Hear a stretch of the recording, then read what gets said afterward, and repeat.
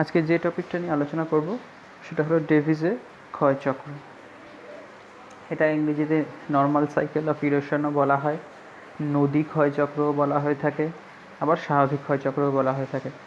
বলে রাখি, উচ্চ মাধ্যমিকের সময় এটা 7 নম্বরের জন্য খুব গুরুত্বপূর্ণ একটা প্রশ্ন। এই ডেভিসের ক্ষয়চক্র কিংবা মরু অঞ্চলের ক্ষয়চক্র দুটো অনেক সময় ঘুরিয়ে ফিরিয়ে আসে। তাহলে আজকে ডেভিসের ক্ষয়চক্রটা আলোচনা করব। সবার প্রথমে বলি, এটাকে ডেভিসের ক্ষয়চক্র বলে কেন বলে, তার কারণ হচ্ছে উইলিয়াম মরিস ডেভিস হচ্ছেন একজন আমেরিকান ভূতত্ত্ববিদ, যিনি 1899 সালে এই স্বাভাবিক ক্ষয়চক্র ধারণাটি প্রবর্তন করেন।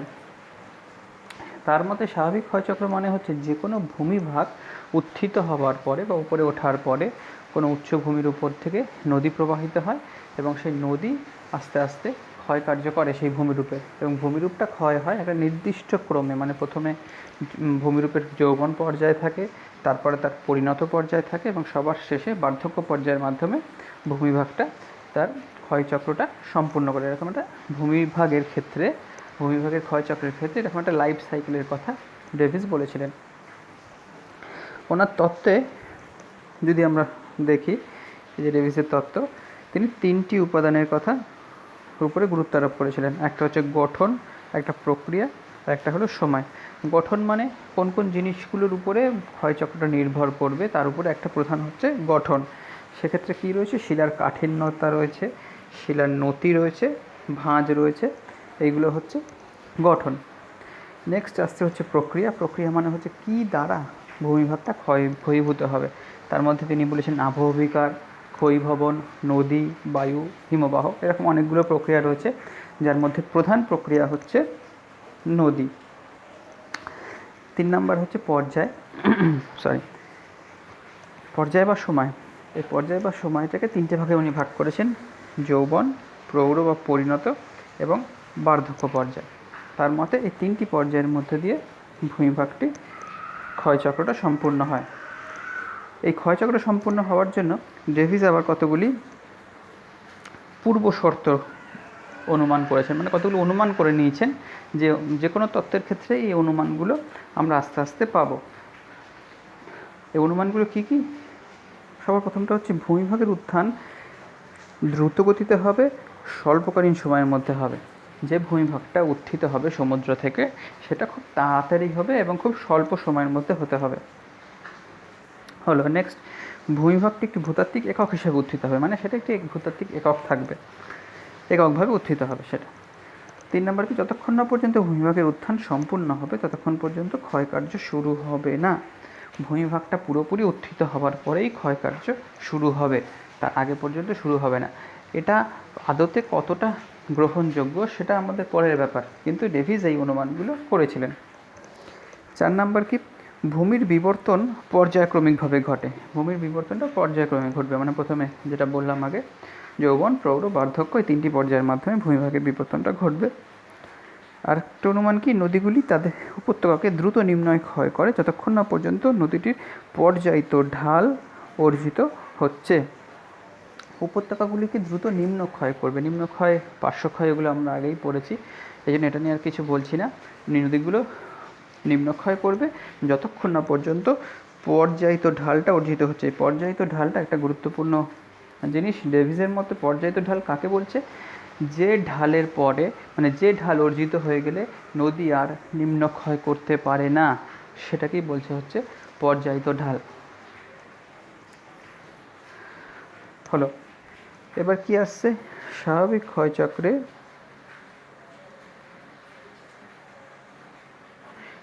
ক্ষয়চক্রের বিভিন্ন পর্যায় ও তার ফলে সৃষ্ট ভূমিরূপ। 3টি পর্যায় আগেই বলেছি। প্রথমে হচ্ছে যৌবন পর্যায়। এগুলো বেশ সহজেই বোঝা যাবে জিনিসগুলো যদি একটু ভালো করে আমরা মন দিয়ে শুনি। সবার প্রথমে আসছে হচ্ছে যৌবন পর্যায়। যৌবন পর্যায়েতে কি হচ্ছে? অনুগামী নদীর সৃষ্টি হচ্ছে। অনুগামী নদী কাকে বলে? যখন কোনো ভূমিভাগ উত্থান হয়, সেই উত্থানের পরবর্তীকালে প্রথম ওই ভূমিভাগ থেকে ভূমির ঢাল অনুসারে প্রথম যে নদীগুলো সৃষ্টি হয় তাকেই বলা হয় অনুগামী নদী। ডেভিস বলেছেন ভূমিভাগের উত্থান হওয়ার সঙ্গে সঙ্গে ভূমির ঢাল অনুসারে কয়েকটি অনুগামী নদীর সৃষ্টি হবে। নেক্সট কি? সংকীর্ণ ভি আকৃতির উপত্যকা। ভূমির ঢাল সর্বাধিক হবে, ফলে ভি আকৃতির উপত্যকা সৃষ্টি হবে। এই যৌবন পর্যায়ে ভূমির ঢালটা সর্বাধিক থাকবে, ফলে কি হবে, এখানে ভি আকৃতির উপত্যকা সৃষ্টি হবে। একটা ছবিটা দেখাই, তাহলে বুঝতে সুবিধা হবে। এই যে ছবিটা দেখতে পাচ্ছি, আমরা যেমন বলে নিই, যেমন নদীর উচ্চগতি, মধ্যগতি, নিম্নগতি পড়েছিলাম। উচ্চগতিতে নদীর ঢাল সবচেয়ে বেশি, মধ্যগতিতে তার চেয়ে কম এবং নিম্নগতিতে একেবারেই কম। তেমনি এই ডেভিসের ক্ষয়চক্রের ক্ষেত্রে এই যৌবন, পরিণত এবং বার্ধক্য যে পর্যায়টা, সেটা অনেকটা একই রকম। এটা ডেভিস বলেনি, এটা আমার যেটা মনে হয়েছে, বুঝতে সুবিধার জন্য এই জিনিসটা বলে দিলাম। এই যেটা হচ্ছে যৌবন পর্যায়, এই পর্যন্ত যেখানে ভূমির ঢালটা সবচেয়ে বেশি, তারপরে ঢালটা একটু কমছে, এইখানটা হচ্ছে পরিণত, এবং সবার শেষে এই জায়গাটা, এই বাকি পোর্শনটাকে হচ্ছে বার্ধক্য, একদম সমুদ্র যেখানে নদী মিশছে সেই পর্যন্ত। এই জায়গাটাতে ভূমির ঢালটা খুব বেশি থাকে।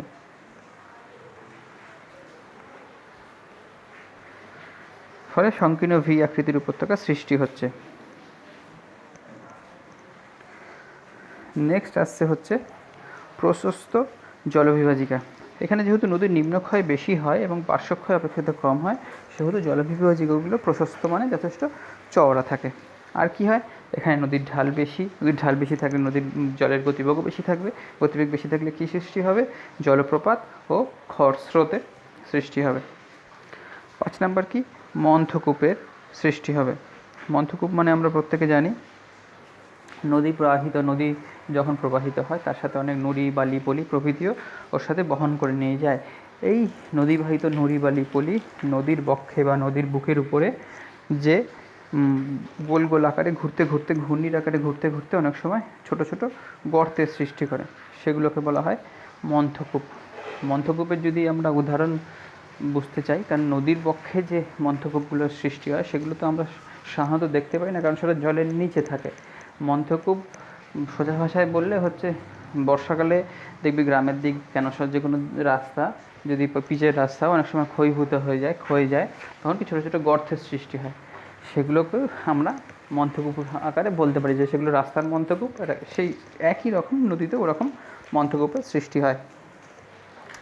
আরেকটা পয়েন্ট কি, ভূমিরূপের বন্ধুরতা। এই সময় ভূমিরূপের বন্ধুরতা সর্বাধিক হয়, যেটা আমরা ছবিতে দেখলাম। এই যে ছবিতে, এখানে ভূমিরূপের বন্ধুরতা সবচেয়ে বেশি থাকছে।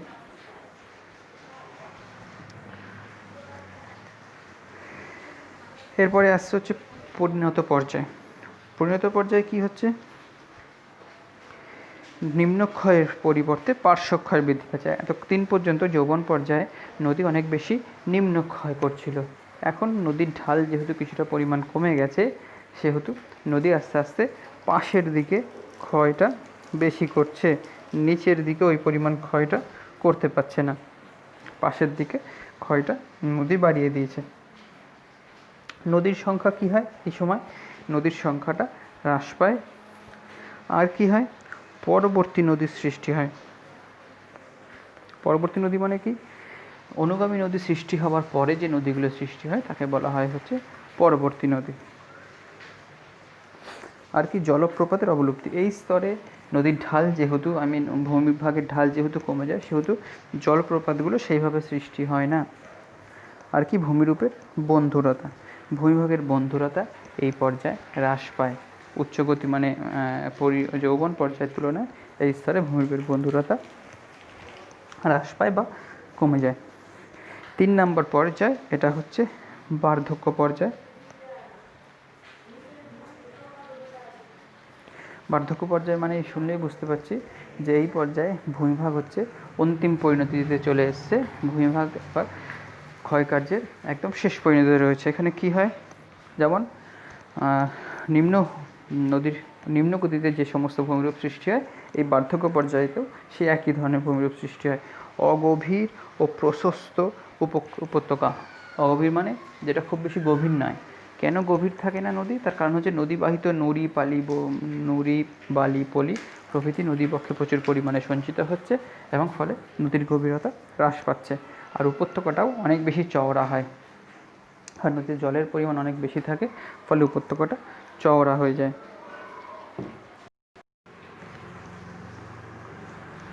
নেক্সট কি, প্লাবনভূমি ও স্বাভাবিক বাঁধ। এটাও নিম্নগতির একটা প্রধান বৈশিষ্ট্য। এখানে প্লাবনভূমির সৃষ্টি হয়। প্লাবনভূমি মানে কি, নদীবাহিত নদীপালি বলি বর্ষার সময় নদীর দুপাশে দুকুল ছাপিয়ে যখন বন্যা হয় তখন এগুলো নদীর পাশে সঞ্চিত হয় এবং প্লাবনভূমির সৃষ্টি করে। আর এইগুলো অনেক সময় একদম নদীর দুধারেই একটা উঁচু বাঁধের ন্যায় সৃষ্টি করে, এটাকে বলা হয় হচ্ছে স্বাভাবিক বাঁধ। আর কি, নদীতে যেহেতু গতিবেগ কম থাকে, নদী অনেক বেশি আঁকাবাঁকা পথে প্রবাহিত হয়, যাকে আমরা বলি মেন্ডার। আর কি, সমপ্রায় ভূমি আর মোনার্নক, এই দুটো খুবই ইম্পর্ট্যান্ট। সমপ্রায় ভূমি কাকে বলে অনেক সময় আলাদা করে আসে, মোনার্নক সম্বন্ধেও শর্ট প্রশ্ন আসে। সমপ্রায় ভূমিটি কি, দীর্ঘ সময় ধরে, এখানে বলছে দীর্ঘ সময় ধরে ক্ষয়কার্যের ফলে ভূমিভাগটি ক্ষয়কার্যের শেষ সীমায় পৌঁছে যায় এবং সমপ্রায় ভূমি গঠন করে। বার্ধক্য পর্যায়ে কি, এই ভূমিভাগের ক্ষয়চক্রের একদম শেষ পর্যায়ে রয়েছে, মানে অনেক দিন ধরে ক্ষয়কার্য হয়ে এসছে নদী এই পার্শ্ববর্তী সমগ্র ভূমিরূপকে প্রায় ক্ষয়ীভূত করে দিয়েছে এবং একটা সমতল ভূমির সৃষ্টি হয়েছে। চারিদিকে খুব বেশি উঁচু নিচু কোনো ভূভাগ নেই, একমাত্র কঠিন কিছু শিলা ক্ষয় প্রতিরোধ করে অবস্থান করছে, সেটা বাদ দিয়ে বাকিটাই প্রায় সমতল ভূমি। তাকেই ডেভিস বলেছেন সমপ্রায় ভূমি, বা উনি ওনার ভাষায় এটাকে বলেছেন পেনি প্লেন বলেছেন এটাকে। আর কাকে বলছে মোনার্নক, মোনার্নক মানে হচ্ছে সমপ্রায় ভূমিতে যেগুলো কঠিন শিলা ক্ষয় প্রতিরোধ করে দাঁড়িয়ে থাকে, তাকে উনি মোনার্নক নামে অভিহিত করেছেন। তাহলে এই হলো বার্ধক্য পর্যায়। আমরা এই ছবিটাকে দেখি, এই যে এখানটাতে সমপ্রায় ভূমির শেষে কিছু মানে বার্ধক্য পর্যায়ে কিছু ক্ষয় প্রতিরোধকারী শিলা ঢিপির আকারে অবস্থান করছে, তাকেই বলা হয় হচ্ছে মোনার্নক। হলো, আজ তাহলে এই পর্যন্তই থাক।